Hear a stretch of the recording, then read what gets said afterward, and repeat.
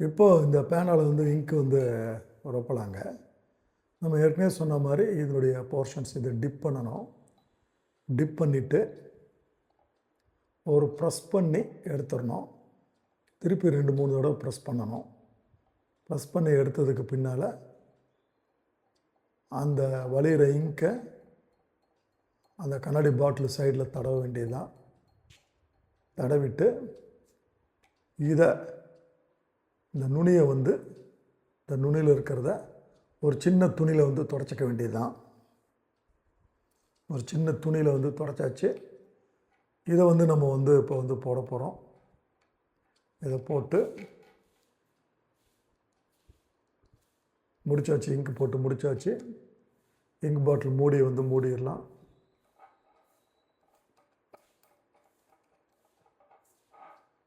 இது வந்து எழுதி பார்க்கலாங்க. அந்த காலத்தில் எழுதுறதுக்கு முன்னால் ஊதான் போடுவோம். பாருங்கள், 1981 வாங்கப்பட்ட பேனா எவ்வளோ அழகாக எழுதுது பாருங்கள்.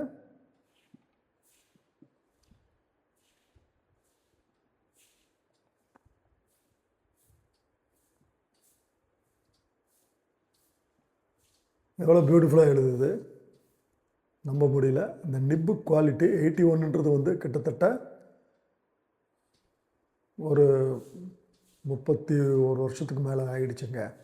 81, 91, 1, 11, 21, 26, 45 வருஷம் ஆச்சுங்க. 45 வருஷம் கழிச்சு இந்த பேனா வந்து அழகாக வந்து எழுதுதுங்க. இங்கு வந்து ஃப்ரீ ஃப்ளோவாக இருக்குது. பட் ஒன் திங் வந்து இப்போ இவங்க சொல்கிறது என்னென்னா, ப்ரில்லிங்கில் முதல்லலாம் நம்ம வந்து இங்க்கு அப்படியே வந்து டிப் பண்ணி எடுத்துருவோம். இப்போ இவங்க என்ன சொல்கிறாங்கன்னா, பேனா வந்து வாஷ் பண்ணிவிட்டு அந்த வாட்டர் ஃப்ளோ காயறதுக்கு முன்னால் உள்ளே இருக்கிறப்போ இந்த இங்க்கு வந்து சக் பண்ணுங்க. அப்படி பேனாவில் சக் பண்ணி எடுக்கிறப்போ அந்த இங்க்கு வந்து ஃப்ரீ ஃப்ளோவாக இருக்குன்ற மாதிரி இப்போ கொஞ்சம் லைட்டாக சேஞ்ச் ஓவர் பண்ணியிருக்கிறாங்க.